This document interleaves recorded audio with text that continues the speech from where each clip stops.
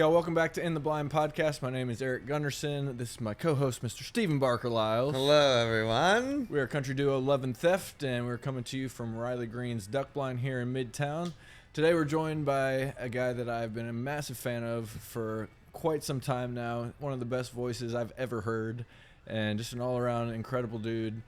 So big welcome, Mr. Dave Fenley. Thank you. Woo! The crowd goes wild. Hold your applause. Hold your applause. I know you're cheering at home. Man, thank you for coming in Hey, today. thanks for having me, y'all.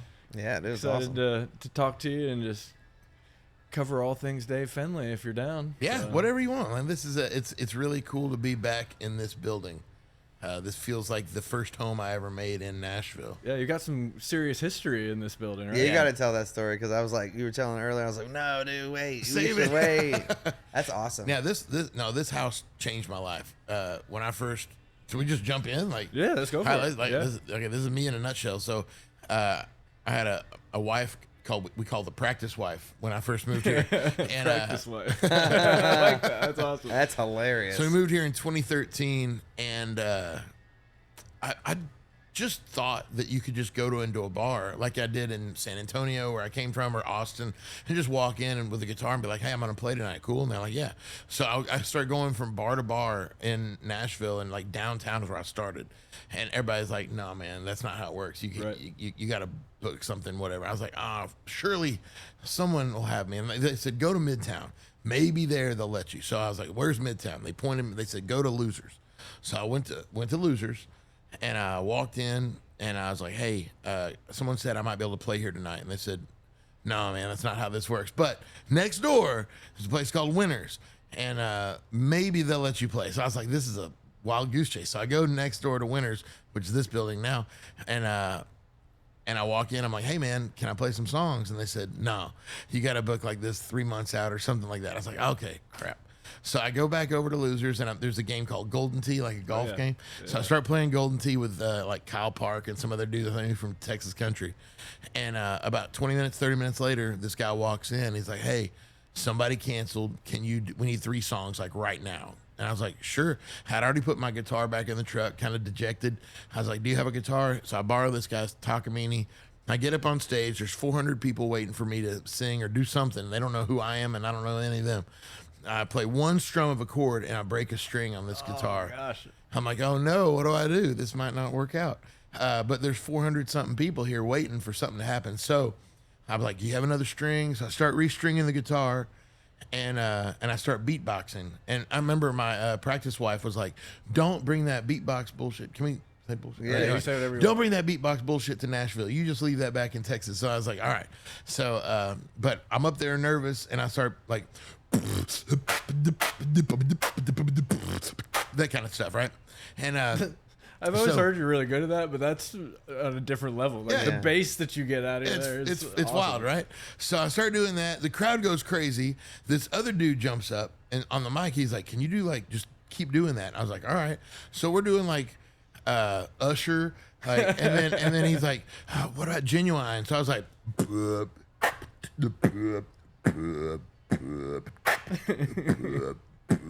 "If you're horny, let's do it." You know, so this guy starts singing Pony, and I don't know who he is. He doesn't know who I am, but we're having fun. People are going crazy. So this is 2013, and I didn't know what CRS was, but it was CRS week, which is apparently shit. a big deal, where radio stations and all the celebrities are in town. Well, anyway, Blake Shelton and Miranda Lambert, who were married at the time, of course, they walk in. And Miranda, she jumps up on this little table that used to be over there, and she points at us, and she points outside. So her and her agent, Joey, from William Morris, we go outside, and they're there, and me and this tall dude are there, and she's like, "What are y'all called?" And this guy, who I don't know, looks at me and looks at her, and he goes, "We're called Jukebox." She's like, "Okay, Jukebox. You want to go on tour with me?" I'm out with Dirk Bentley's out with me right now. We're doing the Locked and Reloaded tour, and And my guy's like, yeah, do you want to do that? I was like, sure.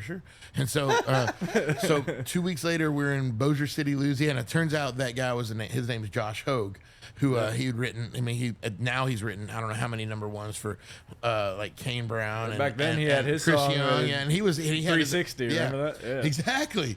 But he was the co-host of a thing called Whiskey Jam here with Ward back then. Yeah. And so we became Jukebox Mafia, so we could sound tougher. We were a power duo, you know. And, and so for the next 2.5 years, we were out with Miranda. We did a tour with her and Dirks, and then the next one was the Platinum Tour with who was on that one? It was incredible. Justin Moore. Wild. Yeah, Wild story. So yeah, that was I'd been in Nashville for like a week and a half. That's and insane. then so everybody kind of hated me at first, and I was like, "Who's this asshole?" You know, comes in here and gets on the Miranda tour, a week later. But yeah, I just thought that's how things happen. I mean, my life is kind of like a fiction movie, pretty much. That's incredible. Yeah. Yeah, because I mean, you hear those stories, and then for most people, they're like, "Yeah, nothing like that's ever happened to me. I've just been grinding, doing this, that, and the other." But sure. At the beginning of our career, like we had the stars just aligned the way they were supposed to at that point, and it's like it was a rocket to the moon at first, and then once that settled down, it's like, okay, that doesn't happen just repeatedly over and over again. It's like you have to now create more moments like that. So. Yeah, and that's one thing. Like, you really do got to work at it. And this business always just seemed to be more about who can outlast. Yeah. It's like a big game of Survivor. Like, you don't have people voting you off, but you have people not wishing you well. Like, they want, everybody wants, there's that one seat, but it's just a matter of, sticking it out and being good to folks on the way, Yeah. Well, I think that's the number one thing, is treating other people how you want to be treated. Yeah. And there's so many people in this town in particular that will be really nice to your face, and they, I just like to see the good in everybody. Right. And that's slowly changed over the years, just because, people will be nice to your face and then stab you in the back or talk shit as soon as you walk out of the room. Yeah. And it's important to surround yourself with good people that actually do have your back. And even when I look at some of these new young camps that are coming up now, it's like it's clickier than ever, and I think people are kind of tighter, and they protect their friends and the artists that they're passionate about a little bit more than they used to. Yeah, I think there's a concept now where people are talking about each other when someone's not around. Like, I think that's relatively like how much you can speak about someone else when they're not in the room in a positive way really impacts someone else's impression of them. Yeah. And I think a lot of the people that I'm, in camp with, if you will, work diligently to try to raise everybody up that we can. That's awesome. Because there are so many people that will tear you down. But now that I'm a dad, and I'm not a stay-at-home dad, but like, I mean, I'm a musician who's a father. So like, as little as I can be out in town, as little as I can be out in bars, like, I want to be at home as much as possible. So I have to rely on my core of people to speak about me, to make sure that people don't forget about me, because I'm not going to go out networking like we used to do, which equaled drinking until way too late. Hanging out here till 4 a.m. every night.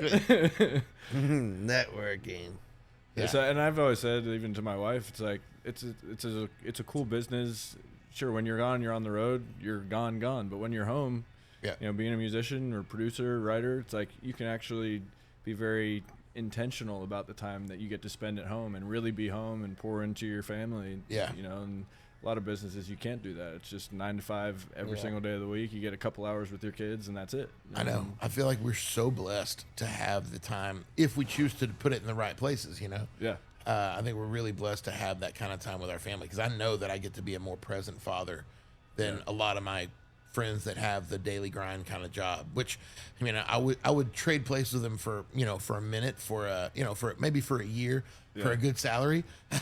But maybe a little bit of consistency and not and some health insurance. Freaking out every day how you can pay your bills. So, I don't. But I think they trade with us too. In a heartbeat. I think so. Yeah. So it's incredible what this life gives us. It is, and it's one of the most rewarding. It's like there's more highs than I think in any other business, and there's also more lows, because there's not a whole lot of consistency. I mean, it's a fickle business. It really is. I'm obsessed with it for sure. Yeah, I love it. Like, well, you know, people often talk about, I think people are real sensitive nowadays to calling something, if I don't agree with you, then it means I hate you. And we've just gotten so sensitive in that way. But like, people mistake not accepting you for complete rejection. And I think I can honestly say, I don't think I've ever been rejected. There's things that haven't, opportunities that maybe have gone to someone else, but I wasn't the right fit. But I feel like some people have miscategorized rejection, and they use this, like, if you're not choosing me, then I'm the worst thing. And they take this, because people are like, man, how many years of rejection did you have to take to get where you are? And I'm like, none. Right. Like, it was never rejection. I just wasn't the right fit. I just think the mindset of people should or could shift in a more positive way, where it's like, maybe this wasn't for me. Yeah. That doesn't mean I'm rejected. Like, this just ugly. Like, nobody hates you. Nobody rejects you. Like, just stick it out. Well, even on like the political side, it's like up until, I mean, probably the last couple election cycles, like, producers, best friends, Republican, Democrat, didn't matter. It's like you went and you voted how you voted because of what you believed in, but then you came back to the table and you're friends, and that didn't destroy a relationship. Yeah. Now it's like you're forced to pick a side, and if someone's on the other side, it's like you can't associate with them. And it's like there's all this name calling. It's like, why can't we get back to just people loving people? It used to be private. I mean, it used to be like that. It wasn't something you had to wear the flag saying this is who I am. Like, you got to have the privilege as Americans to be who and what you wanted to be.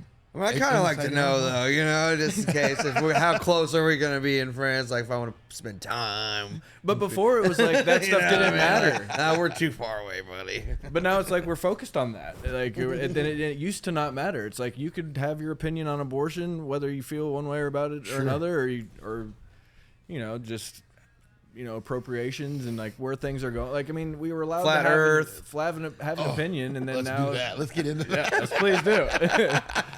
Yeah, I just long for the days when, you know, politics was separate from your relationships and your friendships, and now it seems to be such a stigma. It's it brings things down. It's ruined relationships and friendships. It's like, oh, you believe that? I can't talk to you anymore. I'm like, that's so stupid. Well, like, and that's for me. It's what's interesting is like, at what point did that become the centristic reason you liked or disliked someone? Right. It used to be on them as, man, could we play ball together? I mean, does he know how to do Can he run? Would I pick him on my team? Like, that kind of thing used to base, that's what friendships were, you know? Like, and now it's totally skewed to where you can't even be friends with some, like, I don't know. Like, if you have friends from both sides, then you're not picking, you know, like, and people force you, like, you can't live in the middle as a human. You can't be purple. Right. You have to be red or blue in order for someone else so they can say if they can be friends with you or not. Yeah. But most people, I don't feel like most people truly are so far in either direction. I think we're all out closer to the middle than we actually think. But we have to identify as one or the other in order to make sure that people go, well, you're just playing both sides. You're being political. Yeah. Well, you want us to be. Yeah. Well, I mean, I think it's by design. I think a divided populace is a lot easier to control than people that are united. Just, you know, like, okay, we love this, we love music, we love, like, let's all just be friends and unite behind that, as opposed to, okay, who'd you vote for president? Who'd you vote for, you know, this congressional Trump seat or whatever? Yeah, it's me.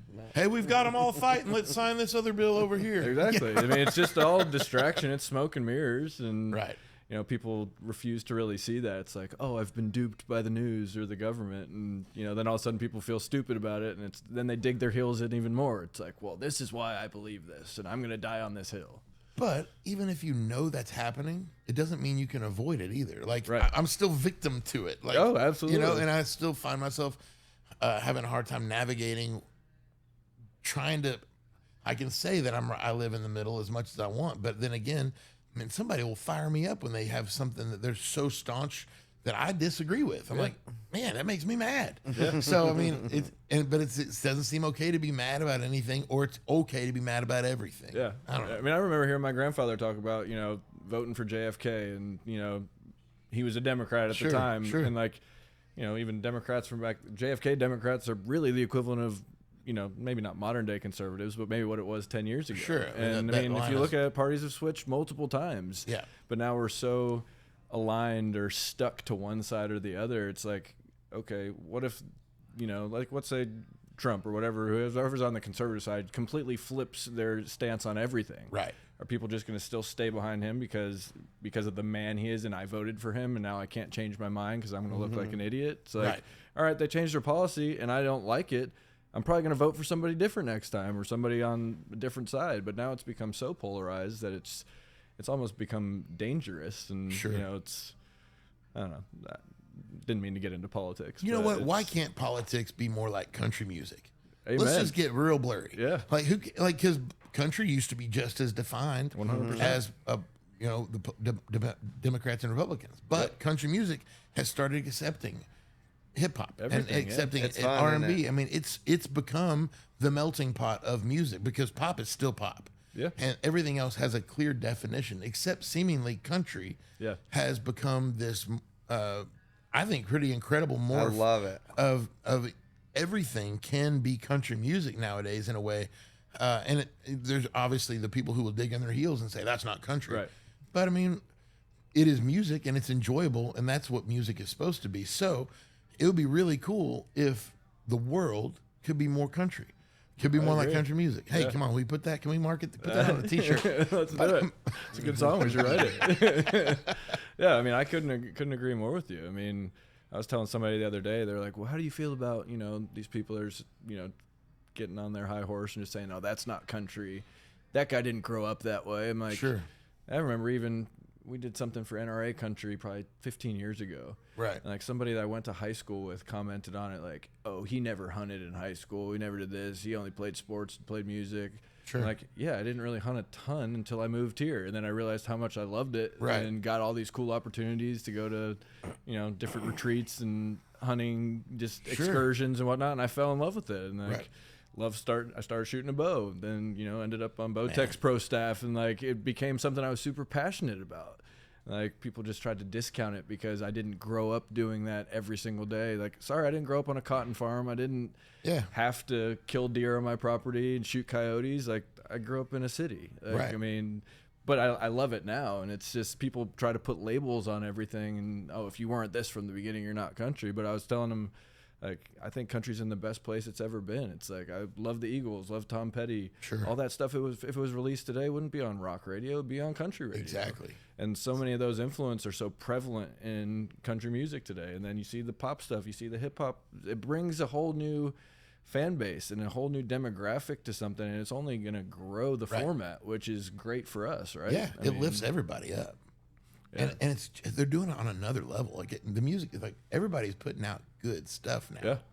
I love it. I mean, I feel like right after COVID, there was kind of a deluge of just kind of mediocre music because everybody was just sitting around like, oh, what do we do? I guess we make a record in my living room. And then, there was kind of a rough period there. But I mean, I think we were talking about it the other day. It's like there's so much good, incredible music out there. And really the bar's been raised. Because, I mean, before it's like you had to go through jump through hoops to get a song on the radio.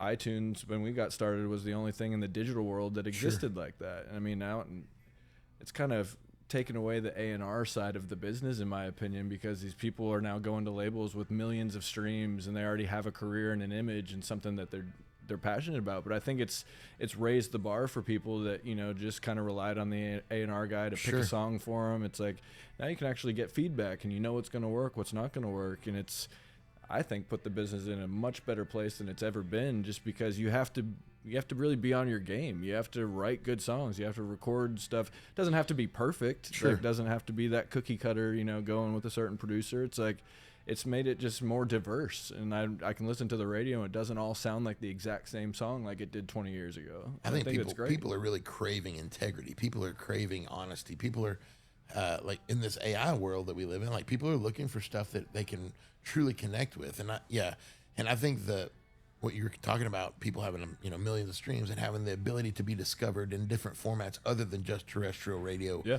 And record labels are now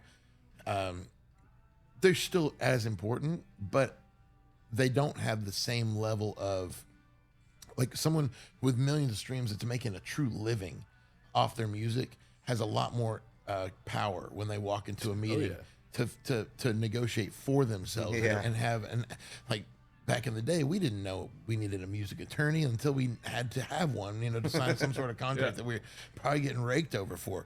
Nowadays, like kids, I call them kids because they are to me. Kids just have a lot more knowledge about stuff that we didn't have the information for, and they know how to make music and they know how to get it out. They know how to find an audience and repeat that. Yeah, like that's my hardest thing is I can catch fire with something, but I don't know how to make the algorithm work in my favor to do it again. Like I never even knew what the word algorithm was until you know kids started explaining it to me. So, but it's fun to sit here and still be learning and still be relevant. Like I'm 47. And I'm still getting after it. I'm still making things happen. It's so much fun. Yeah, it's kind of, for me personally, like I was very resistant to the change at first. I mean, you're talking about, you know, I was telling somebody we were just in Hawaii and, you know, this guy that was driving us back to the hotel from the golf course was asking, like, who do you know in country music? And they were super interested in the fact that we, you know, out on the road with Florida Georgia Line back in the day. They were opening for us. And I remember I was telling him the story. I was like, you know, we felt like we had been grinding for like 5 years at the time. We had to go do this radio tour, 3 of them basically, go see 180 stations, go to dinner with every single program director and their family. Right. And, you know, we're on tour with FGL and Cruise comes out. And like they had been on a radio tour and that song went so fast that they basically canceled it. And then they started playing arenas almost immediately. And I remember at the time just being kind of jaded and pissed off, like, for sure, wait a second, there's a process here. There are rules. You have to do this and you have to follow the process. And like, they didn't have to do that. And at the time I was kind of bitter about it. But now looking back on it, it's like, how stupid was that mentality and approach it that way? Like, I mean, I guess there's just jealousy and you're young and you want everyone else to have to work as hard as you thought you were having to work. And we didn't have a frame of reference. We didn't. We really didn't. We didn't have an example. I mean, they were one of the first to really take it to that level. I mean, they got to hang out with Nelly. Like, I wanted to hang out with Nelly. And completely changed country music. They changed the game. I mean, it ended up helping us probably in the long run and helping a ton of people. It opened so many doors for other people in different formats, like you said, with Nelly bringing, you know, somebody from the pop and hip hop world into it. That was unheard of at the time. And then to see the success that had, it changed it in an incredible way, I think. And I'm thrilled to see them back together. I think it's awesome. And I know, you know, they've been great friends of ours for years. I mean, Tyler used to date Steven's sister. That's true. How was that? It was awesome. I mean, he was a friend of ours, so it worked out good. But. Yeah, I remember one night my wife used to bartend next door at Losers, and Tyler kind of came in. And he was like, "Hey, come out here," and took me out into his truck and played Cruise. And I was like, "Holy shit, that's gonna be huge." I was like, "Who'd you write it with?" He was like, "Oh, it's me, Jesse, Chase Rice." I was like, "Dang, that's gonna be a huge song." And I don't know. It's kind of cool. It's crazy business just to see how things happen for different people. And I love the fact that now there's more than one way to skin a cat. It's the Wild West, man. The rules to go from it being so structured to not. And then now, like, it's wild to see how many people are doing it completely different. I mean, and like you were saying, you know, it used to, you know, we'd fall all over ourselves just to try to get into a meeting with a record label because you had to have that at that point to be successful. And if you didn't get a song, at least at that time in the top 20, like, you were dead in the water. I mean, there was no chance that you were going to have any type of success. So then it's been a process for us to shift our way of thinking over the last 15 years to try to, you know, adopt that new mentality of like, all right, let's just do what we're doing. Let's make the music we're passionate about, put it out, and if people love it, people will love it, and it'll find its way to the right audience. Right. You don't have to have someone with writing $1 million check just to hopefully get something that people are going to hear. So I'm thrilled with where it's at. That is wild though. Like, we had some songs that like didn't get into the teens, you know, like it died in the 20s, and we were like, oh, and now to have a top 25 song on country radio, we'd be like, wow, again.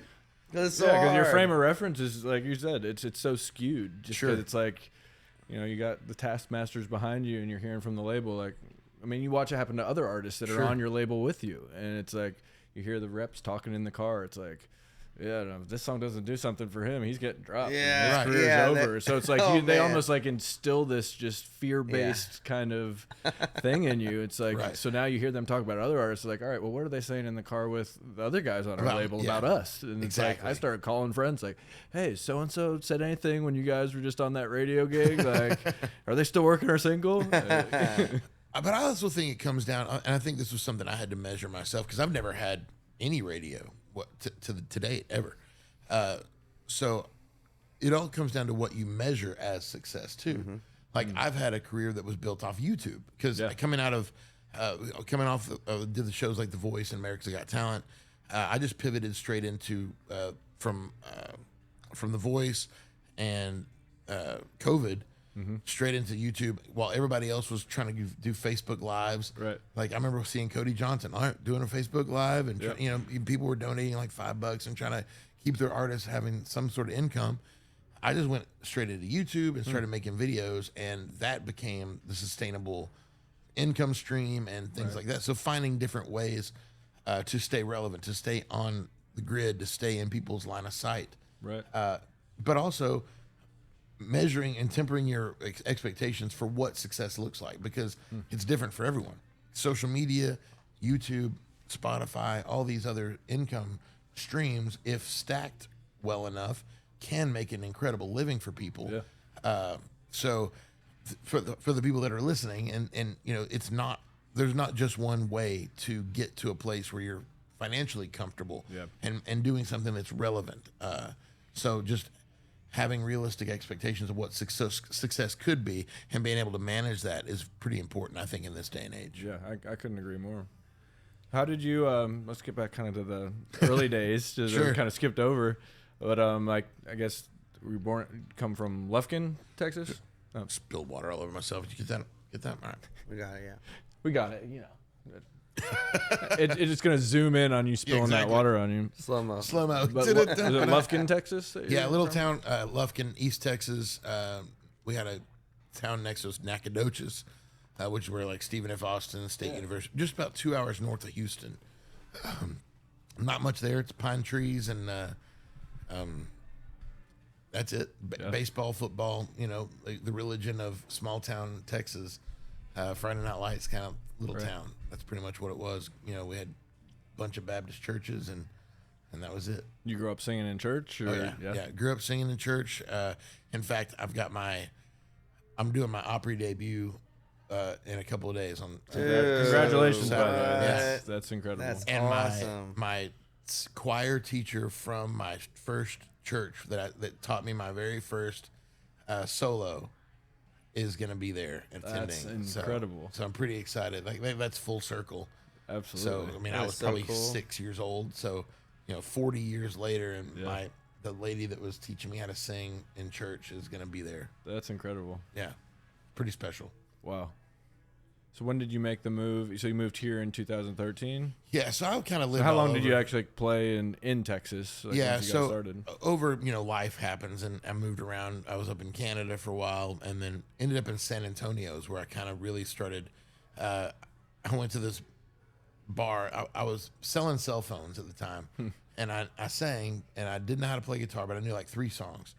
But I was going to this one bar pretty much every night, so I was like, "Hey man, can I like bar back or something, and drink for free? That way I don't, because I'm here every night anyway." Right.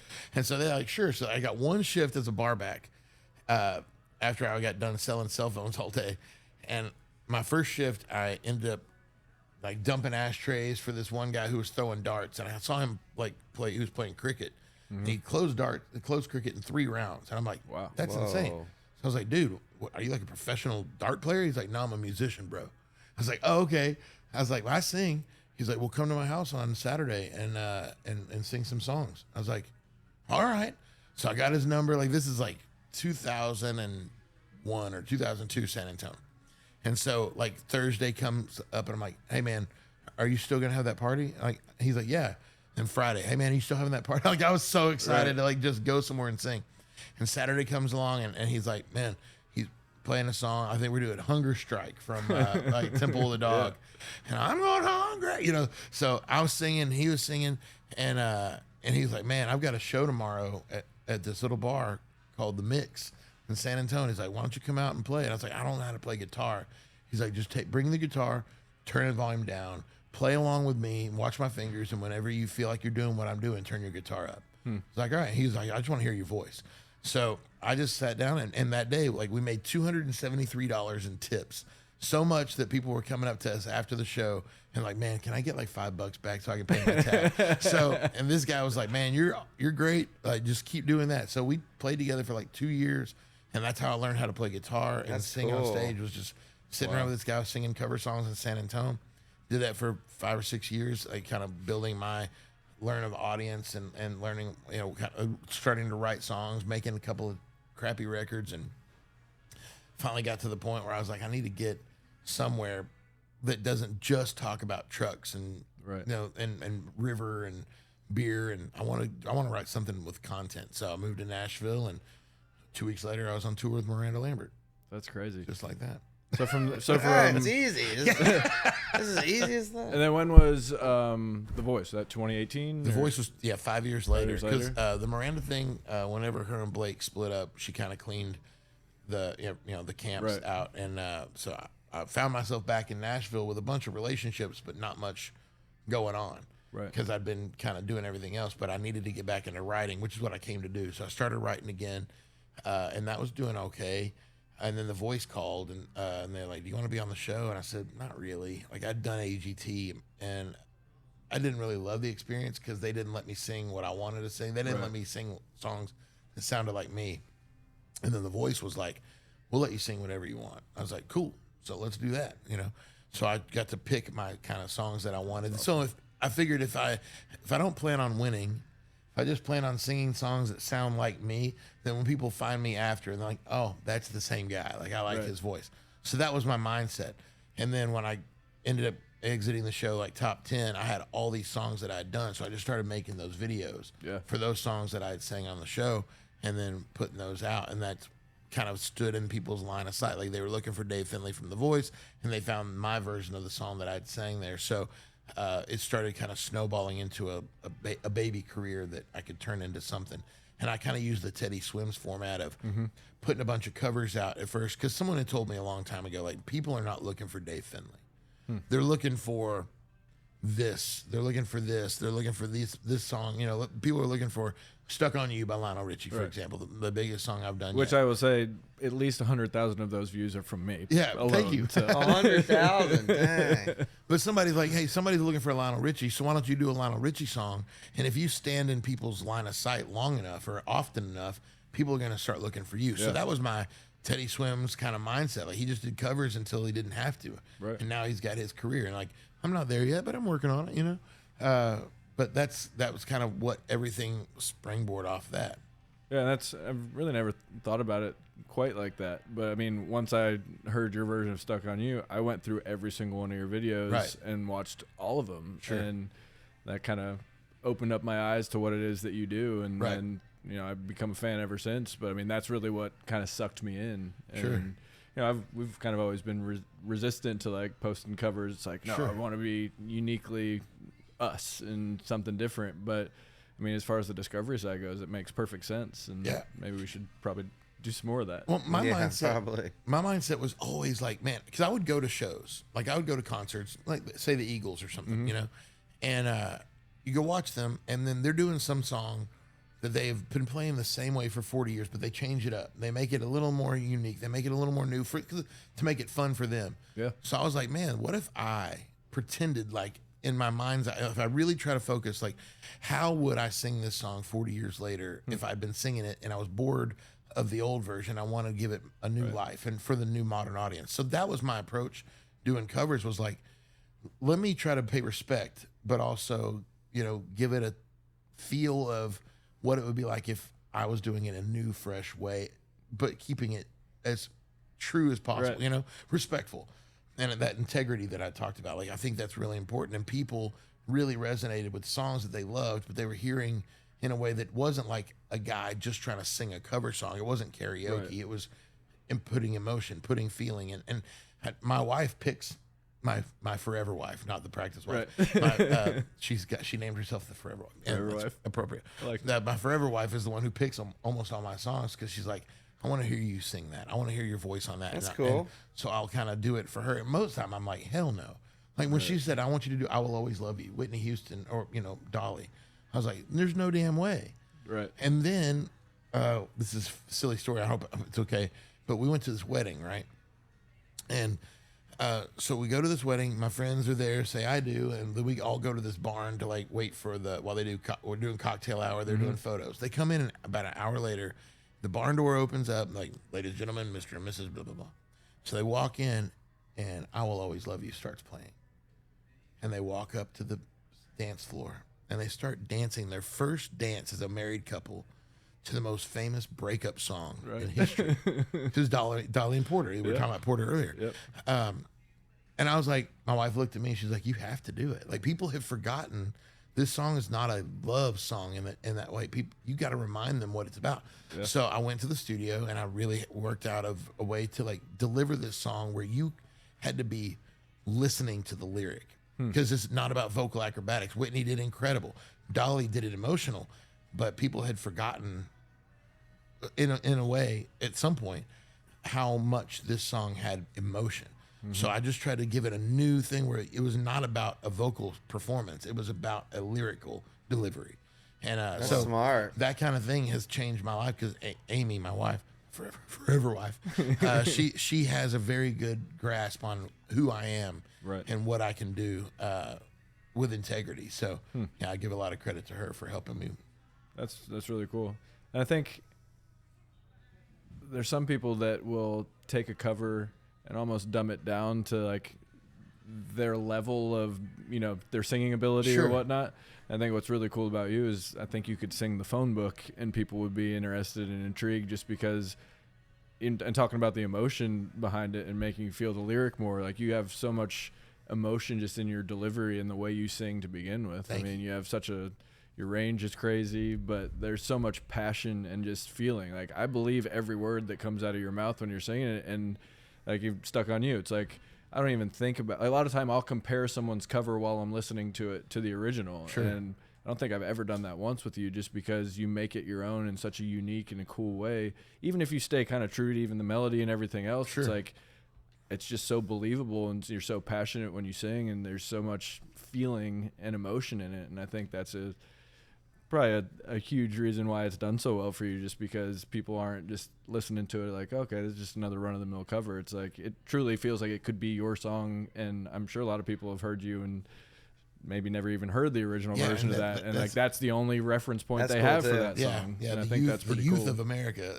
or the world. I mean, because it's funny how like we have worldwide access now with all the the streaming platforms. But yeah, there are quite a few people that be like, man, I love Grandpa, like by Dave Fenley. My daughter, she's like, Alexa, play Grandpa by Dave Fenley. That's like cool. that's the Judds. Yeah. But there are people that don't know because it's been so long since that song came out. But I always try to make sure that it's my responsibility to carry that torch. Yeah. And own up to, I mean, who did it first, who wrote it.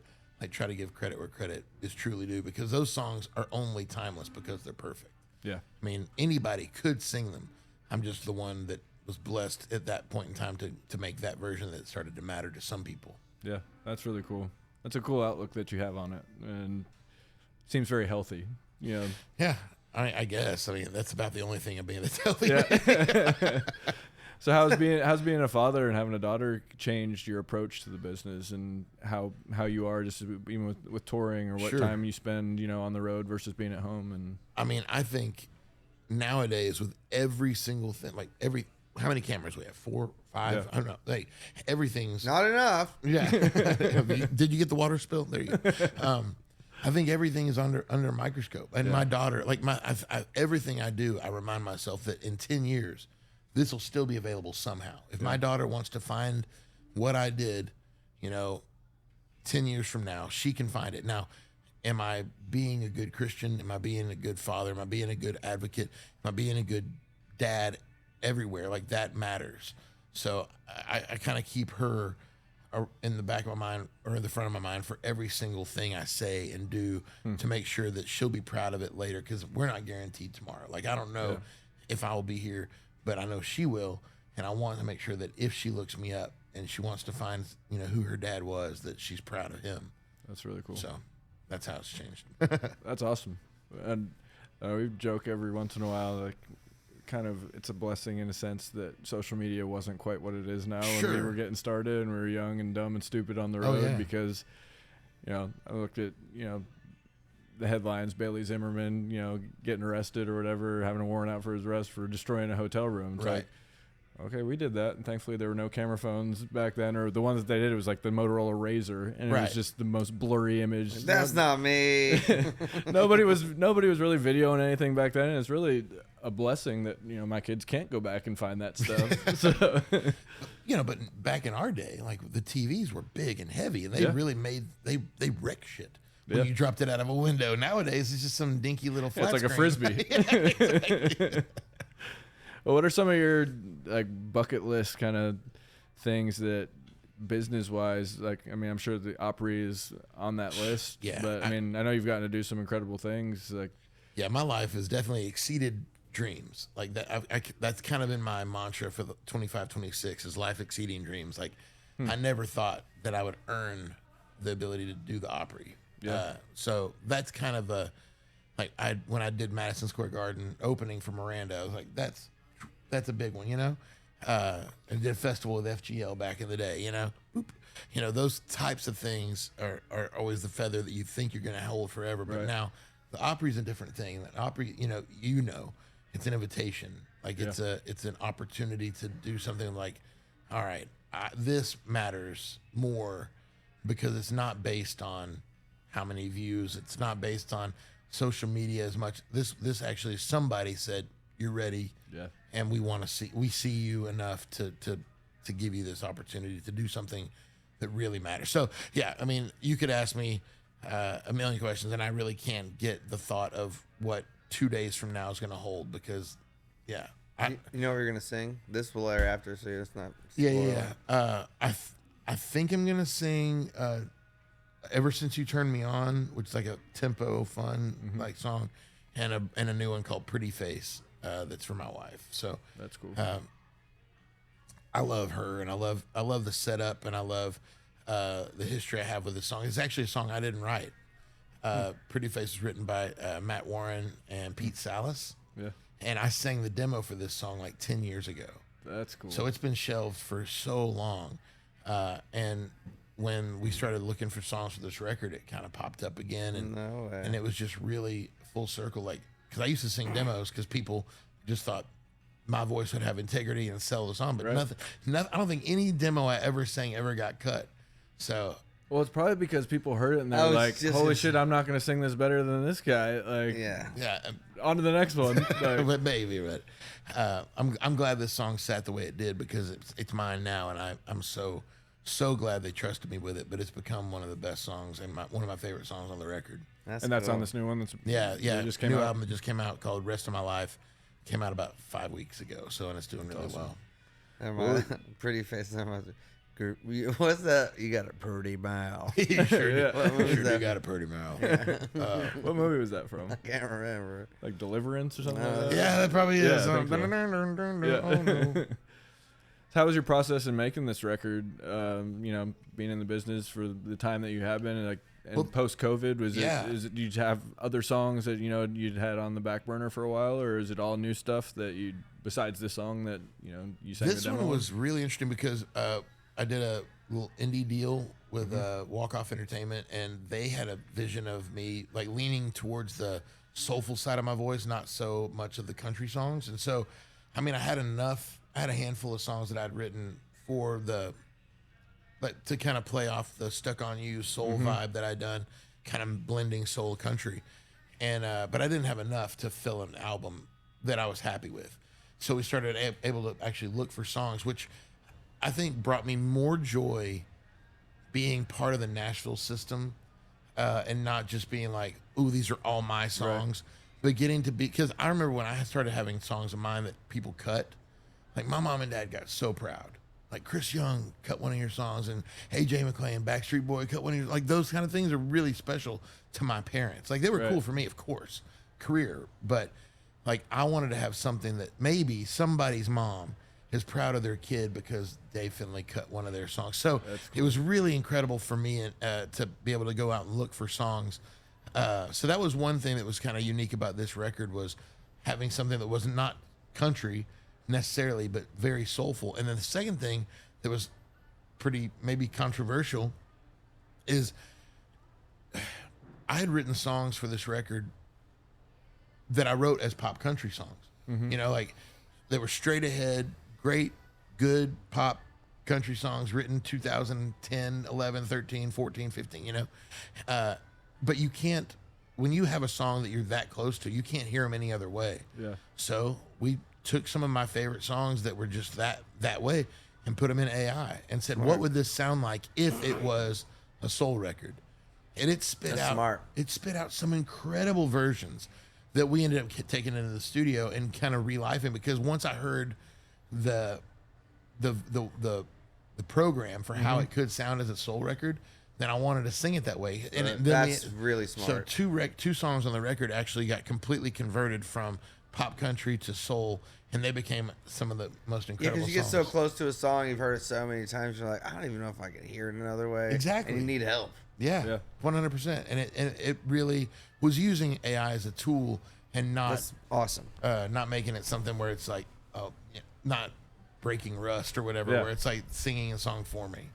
That's pretty incredible, and I love that you used AI in that way. Yeah, it's smart. I mean, I was talking to a buddy the other day, and he was talking about one of the artists he's been working for, and basically he was like, I don't even know why I would sing this myself. I'm just gonna, let AI learn my voice and then churn out a perfect version of it. Right. And like that kind of gets under my skin a little bit, just because it's like, all right, well, people are fans of you because of your authenticity and what it is that you do, and is that going to water this down? But I think now that we have AI and Suno and stuff like that, where you can take something, and we had a song that we recorded that we loved the demo of, and we went in and tried to cut it a couple times, and like it never quite materialized into what that we were married to the demo. Sure, exactly. But I think when we were trying to switch it up and change it, it was like we would kind of go down this road and then immediately get sucked back into what the demo did. Sure. And we never really had a frame of reference for what it could be. Right. And I think the beautiful thing about AI is having the ability now to take something, turning it into something completely different, and then you can kind of meet in the middle or take it in the studio like you said, and then make a real analog legit recording of it. And I think that's a real healthy way to use it, as opposed to people that, like my son last night came to me with a song that my son too made, and Suno was like, look what I made. I'm like, well, did you make this? Like, it doesn't sound like lyrics you would write. That voice is definitely not yours. And the subject matter is not something that's even relatable for a 13-year-old. Sure. And I kind of took the wind out of his sails, and I sort of felt bad about it at the same time. But it was an opportunity to explain, like, all right, what's going to set you apart if you want to be an artist one day is being authentic and not using these tools to kind of cheat the system, just to have a finished product. The beauty of, like, when I felt like I got into it was learning the process, learning how to write a song, learning the production side of it, and getting good acoustic sounds and figuring all that out. And it shaped me as an artist and makes me appreciate, the sonic integrity that certain producers still maintain in a song. Yeah, Dad, I wrote this speech for my speech class tomorrow. No, you did not write that, bro. You did never heard you say that word in your life. Where did you learn that word? I think it's so important, and maybe this is this kind of epiphany, but maybe sucking at something is important. It's an important part of the process. Amen. You got to be a shitty songwriter in order to learn how to be a better songwriter. Yes. Like, you have to hate some things you've written. You have to love. I think you have to love what you wrote, learn to hate it. Because when you write something better, you're like, oh, that wasn't great. Yeah. Yes. But you have to grow.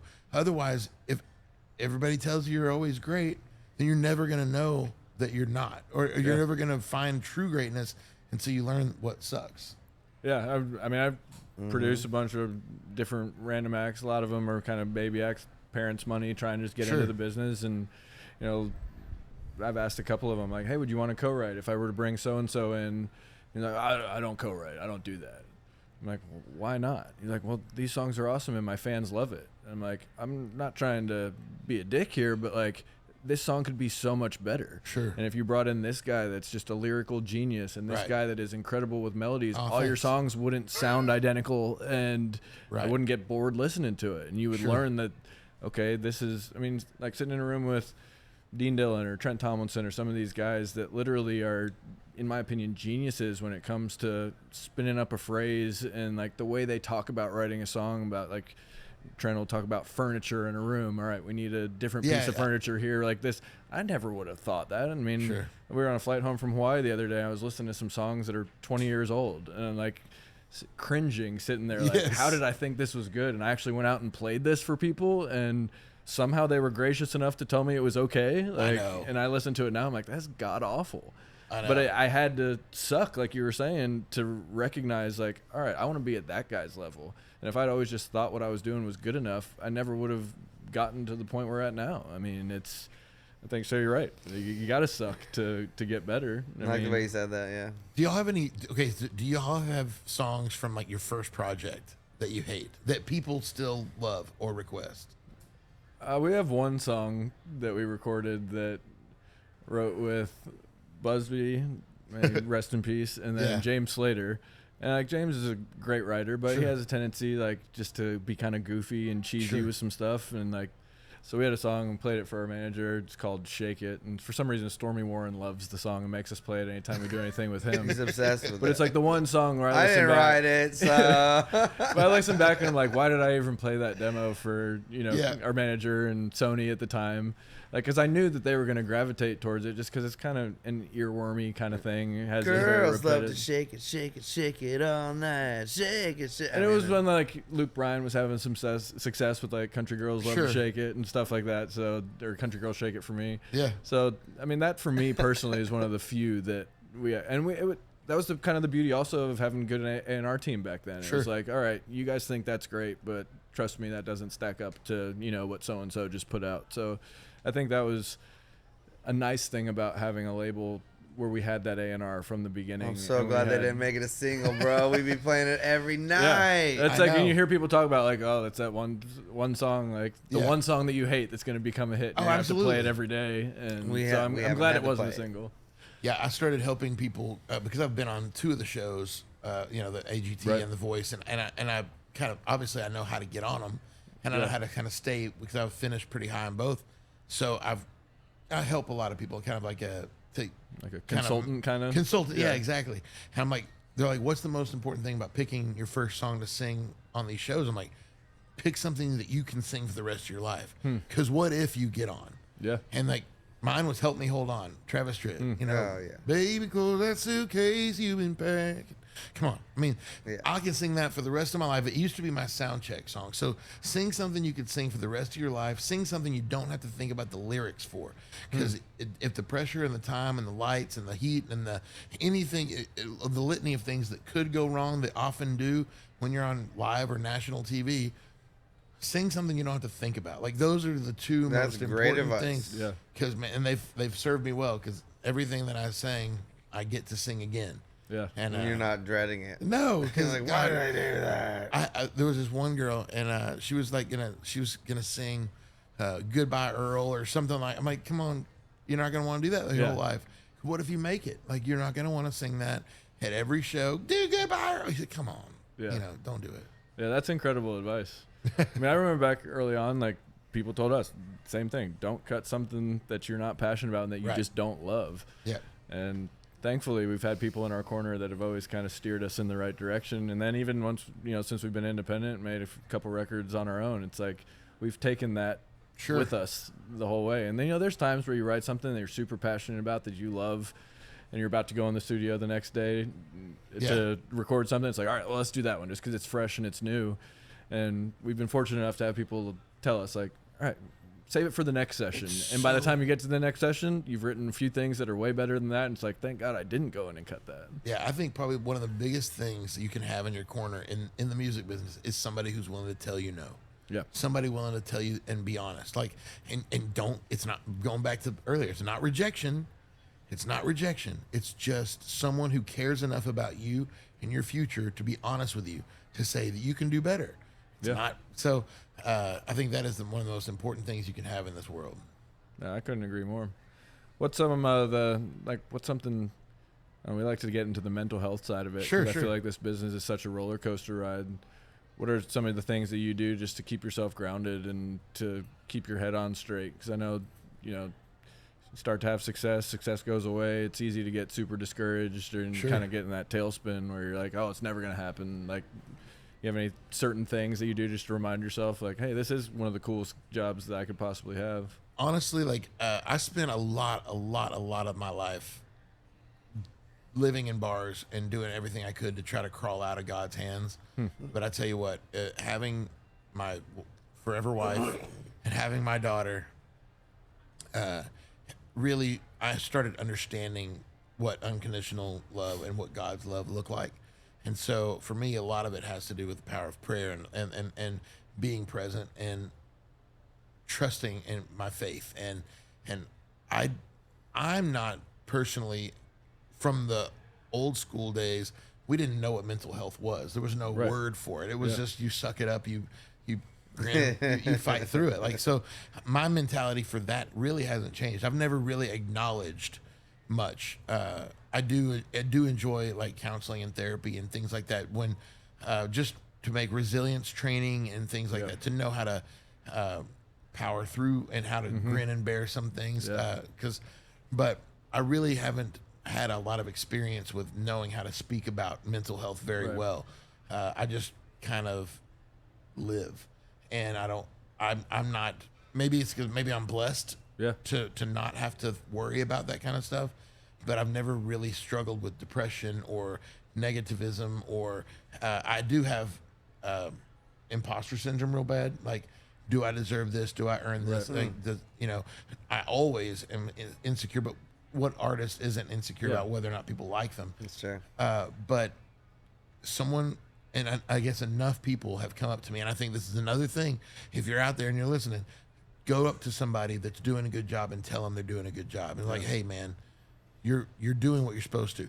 Enough people told me that along the way to where it sunk in, to where like I don't have to walk around going, I'm a great singer, but I can walk around going, I know that I'm doing what I'm supposed to be doing. Yeah. And I think that has sustained me better than any other kind of advice that you could give. Just someone to walk up and go, man, not just say you're good, you're doing what you're supposed to, and I'm paying attention. You're where God wants you to be. Yeah, man. Exactly. I think that's the best gift you can give to somebody, is just tell them that they matter and tell them that you see them. And I think you never know.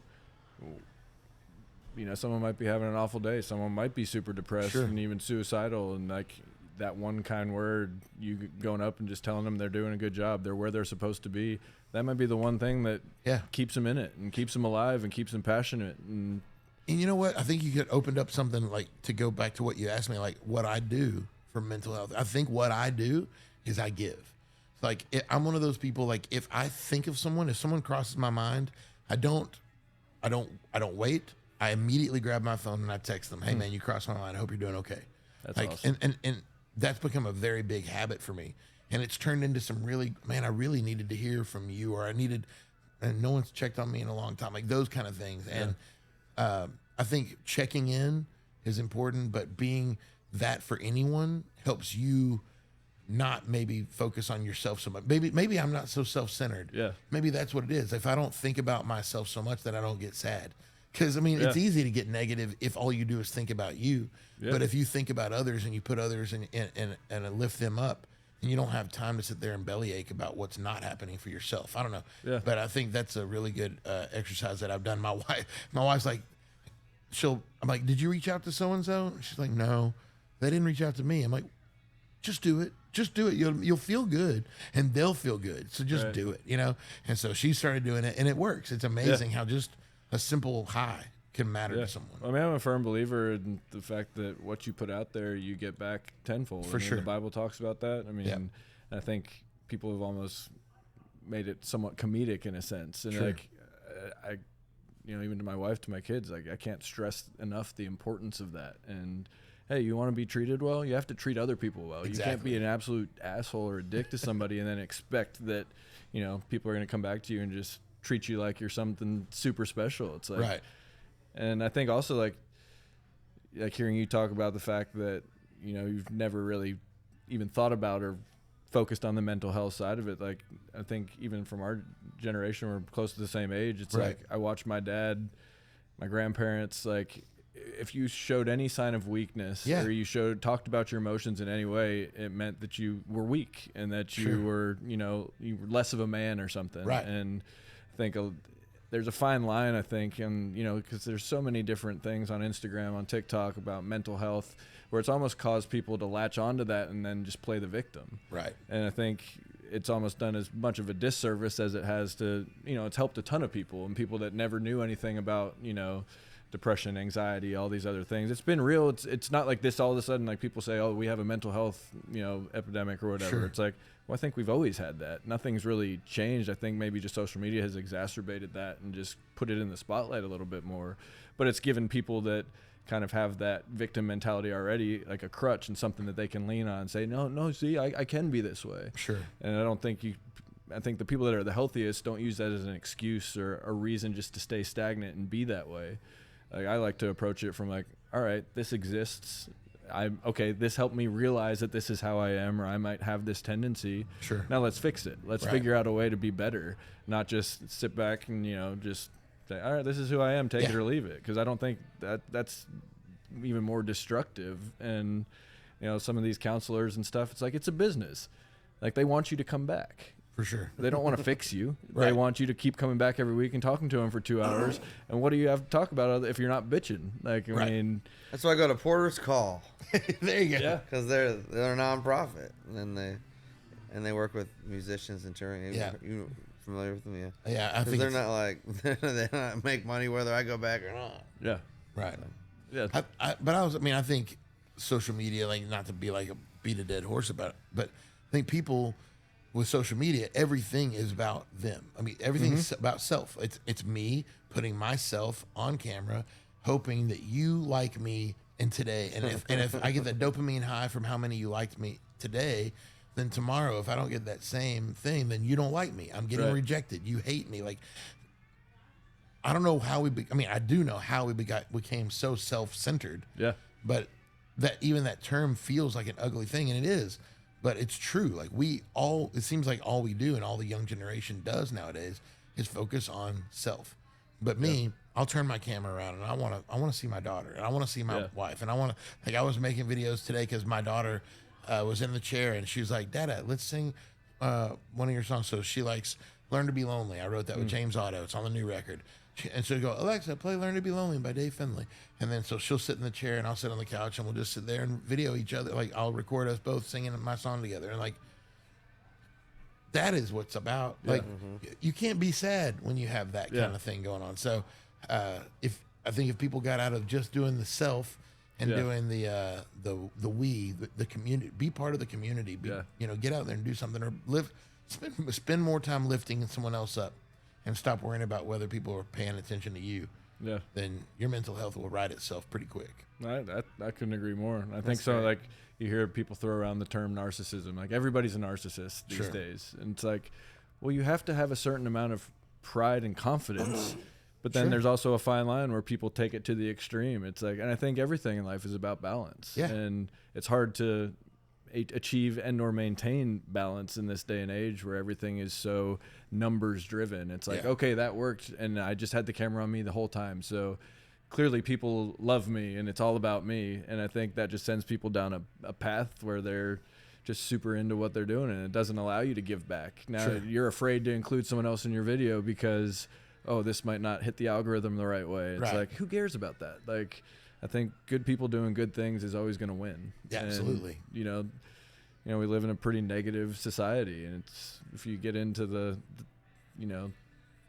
physics of it or the quantum entanglement of it, it's all by design. I mean, that's all low energy stuff. Like, it's hard to, vibrate on a higher frequency if you're constantly living in the negative. And I think if more people realize that, society as a whole would be a lot more pleasant. Sure. And So kudos to you for taking that approach and doing it and approaching it from that perspective. Well, if I go to my studio, if I go to my room and I make a 3-minute video and I post it online, I could watch that 3-minute video perform for 2 hours and get mad or happy about whether it's performing. But I can't control at that point. Once I put it out there, it doesn't matter what I do.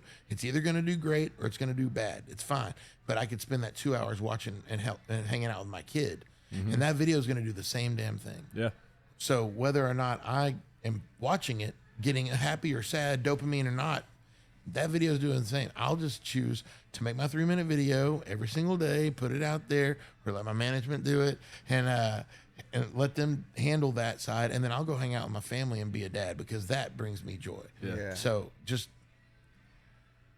it's not so hard to live if you just have a little fun. Yeah. And have a lot of faith and do what you can to spend time loving each other.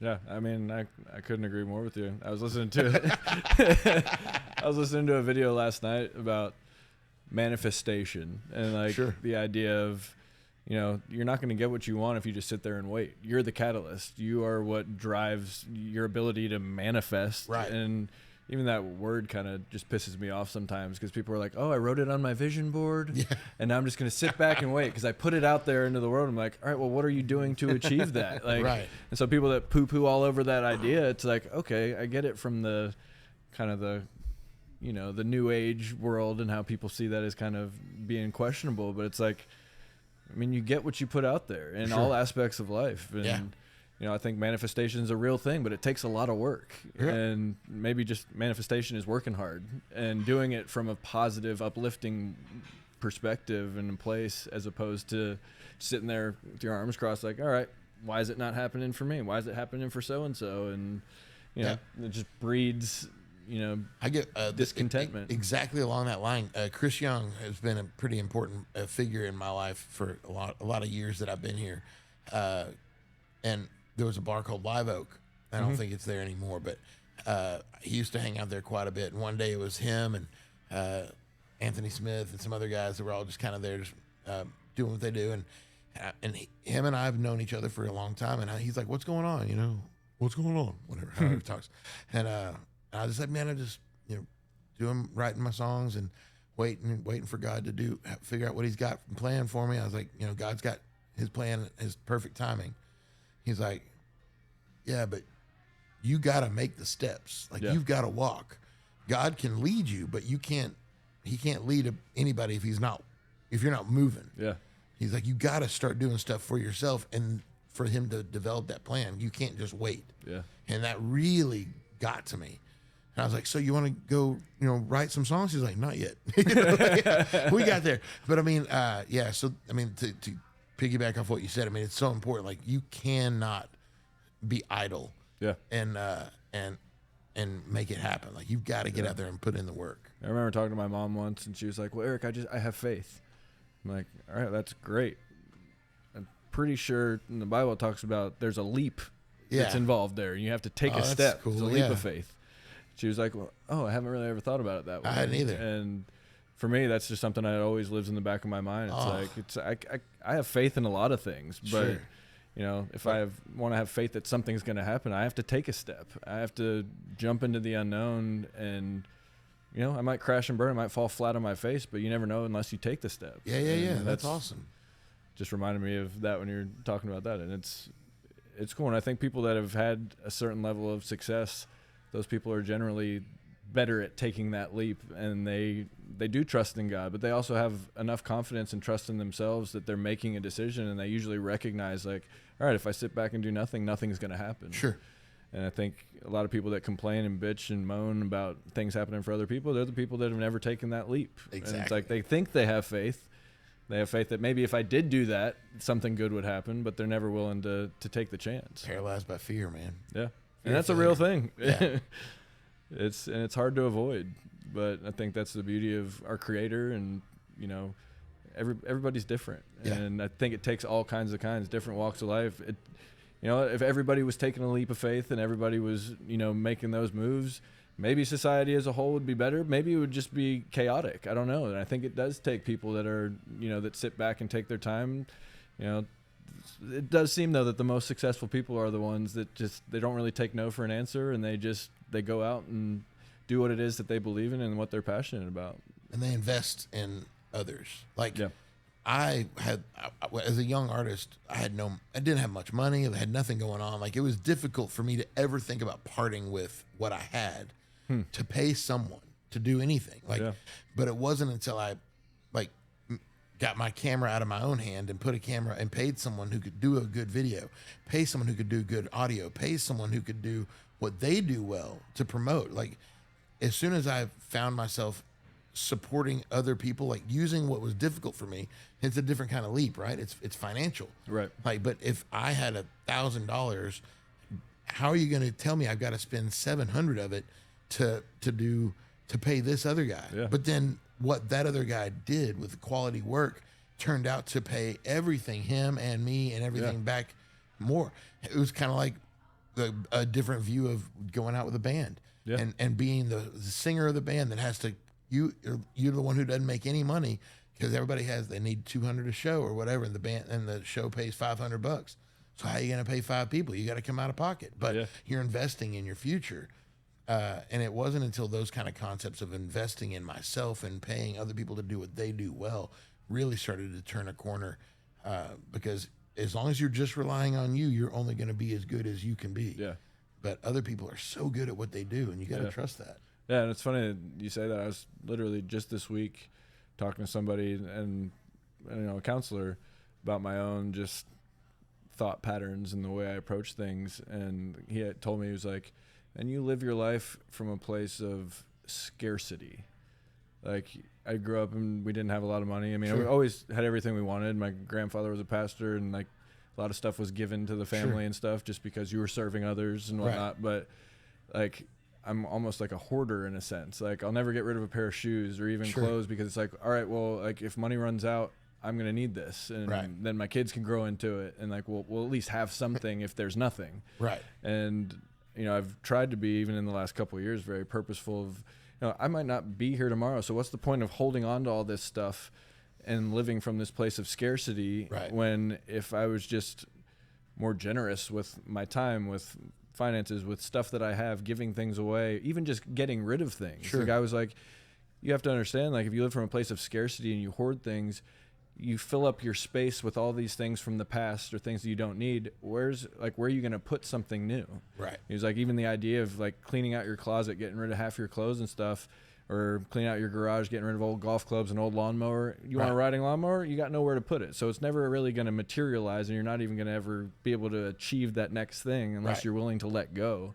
And so what you're saying, spending the money on a good mix or hiring a videographer or someone that can do it better than you. Like, I have the tendency to just want to do everything myself just because A, I can, and B, it's going to save money.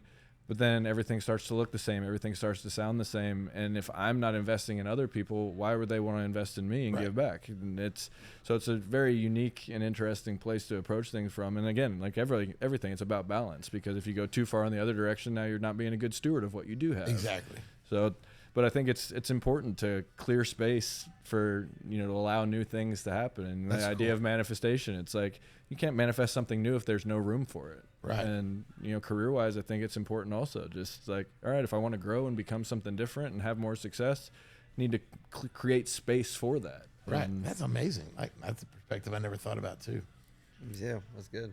Life's a wild thing, and that's one thing. It's like I realize now every day, the older I get, 41 years old, I'm realizing I know nothing. Right. Like, there's so much out there, and the more I learn, the more I realize I have so much more to learn. And if you ever think that you've made it or you've achieved something, or like, I'm at the top of my game, I know it all, it's like it's just a fallacy. It's just, you can never learn enough. It's like, I just want to be a sponge and soak it all up. And it takes bad times. It takes struggling and to appreciate the good times. Right. And I don't welcome it. I don't love it, but God's always trying to teach us something. Absolutely. And sometimes he whispers. He does. And sometimes it's hard to listen, but if you're not open to it, you're never going to hear it. I got a bad ear. So. God needs to yell sometimes for me. Have y'all ever had y'all ever not get along? we've had maybe 2 fights in the entire 20 years we've played together. Maybe 3, Maybe 3. I mean, and most of them are fueled by alcohol. Like, Yeah. I mean, you know, when we were young and dumb and stupid and did some stupid stuff. I mean, when we were a trio, there was a little bit more.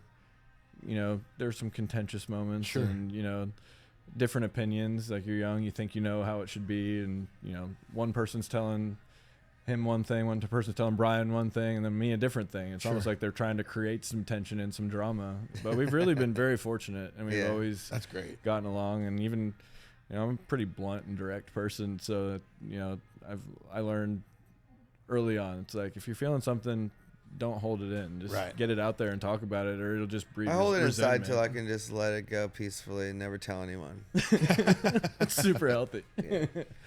We've been fortunate. You said you've been sober for 11 years 11 now? years now, yeah. What was that transition? Like, how's that? How is the music industry different from that lens? Oh, no, it's something we talk about a lot, like, because, you know, Steven hasn't drank nearly as much, you know, more recently than we both had in the past. And I told him, I was like, man, it took me like 3 years of being on stage sober to not hate it. And I don't know if that came That's from a long time. Yeah. And I don't know if it came from a place of insecurity or what it was, but there's, you know, it is, alcohol is like a security blanket. Your inhibitions are almost gone at a certain extent. You feel more free. I felt like I was someone that other people liked more when I was drunk and just having fun and partying. So I think for me, it took a while to learn how to exist without it.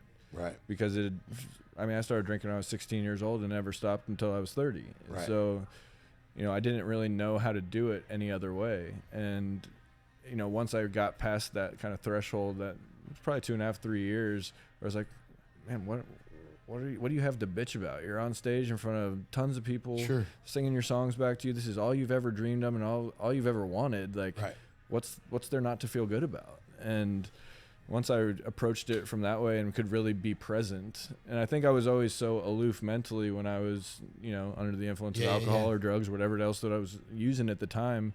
You know, you start, your brain, your nervous system starts to create these filters, and you get comfortable being a certain way, and then, you know, you almost feel naked when you get out there completely sober, and you're looking at the crowd, someone's reacting to something completely unrelated to you. You're like, oh, they must hate me. Yeah, What did I do? Was that, you know, to sing a wrong note or, you know? So once I got past that part of it, it was, I mean, I love life more now than I ever have. That's and cool. I think it gave me the ability to be more present and appreciative of these incredible opportunities and the blessing that this job really is. And, you know, at times it felt more like a job when I was under the influence of alcohol than it does now. Now it feels more like a gift, and I can appreciate every show on a different level.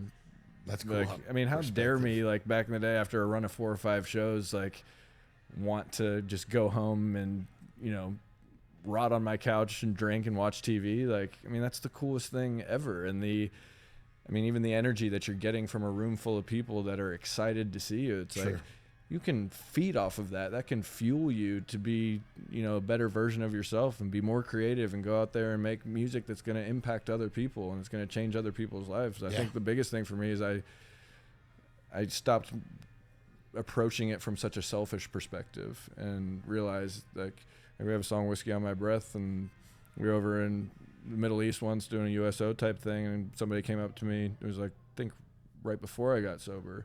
And the guy was like, hey, man, that song actually saved my brother's life. Told me the whole story about, you know, he was thinking about killing himself when he got back to the States, and someone sent him that song, and it's what caused him to change his mind. Like, the song ended up saving my life. That's part of, like, I realized I needed to stop, and then I felt guilty every night singing that song because it was something I was afraid of more than anything. And you get to that part of the song, and it's like, yeah, I'm singing about myself here. And I mean, I'm not a writer on it, but it's like it was a mirror image of what I was doing. And so I think just even moments like that, it's so much bigger than any one individual. And I remember when that song came out, God, it was so special.